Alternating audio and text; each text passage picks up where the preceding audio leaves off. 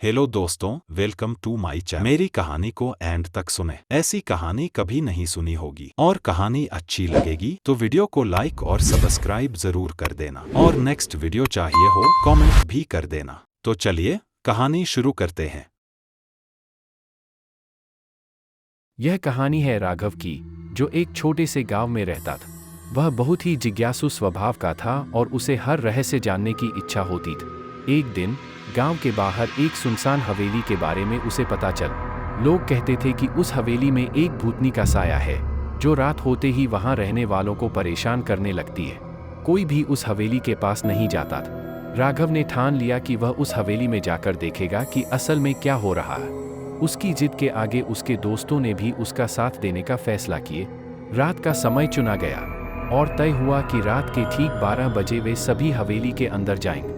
उस रात चांदनी में हल्का सा अंधेरा था और हवाओं की सिहरन ने माहौल को और डरावना बना दिया था। 12 बजते ही राघव और उसके दोस्त चारों तरफ सन्नाटा पसरा था। हवेली के दरवाजे पर जंग लगी चाबी थी। राघव ने डरते हुए दरवाज़ा खोल।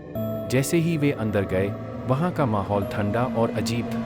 हवेली के अंदर हर जगह धूल और जाले थे। तभी उन्हें अचानक से किसी के हंसने की आवाज़ आई। वे सभी चौंक गए और अपनी जगह पर सिहर गए। राघव ने हिम्मत दिखाते हुए उस आवाज़ के पीछे चलने का फैसला किए। कुछ कदम चलते ही उन्होंने देखा कि एक धुंधली परछाई सामने से आ रही थी। उनके कदम ठिठक गए। वह परछाई धीरे धीरे करीब आ रही थी और उसकी आंखों में एक अजीब सी चमक थी। राघव ने डरते हुए पूछा, कौन हो तुम? उस परछाई ने जवाब दिया, मैं वही हूँ जिसका इंतजार इस हवेली ने सालों से किया है। जिसने भी इस हवेली में कदम रखा वह कभी वापस नहीं गए। इतना सुनते ही राघव और उसके दोस्त चीख उठे और पीछे की तरफ भाग, पर हवेली का दरवाजा अचानक बंद हो गए। वे किसी तरह भागने की कोशिश कर रहे थे, लेकिन हर दरवाजा, हर खिड़की खुद ब खुद बंद हो रही थी। राघव समझ गया कि अब बचना मुश्किल है। तभी वह परछाई उनके बिल्कुल करीब आ गई और एक डरावनी आवाज में बोली, यहाँ से कोई वापस नहीं जा सकता। राघव की आंखों के सामने अंधेरा छा गए।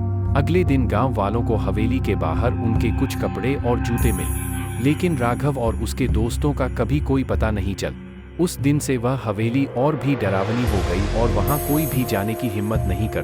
कहते हैं, रात के समय हवेली के अंदर से आज भी लोगों के चीखने की आवाजें आती हैं और एक परछाई खिड़की के पास खड़ी होकर हंसती रहती है।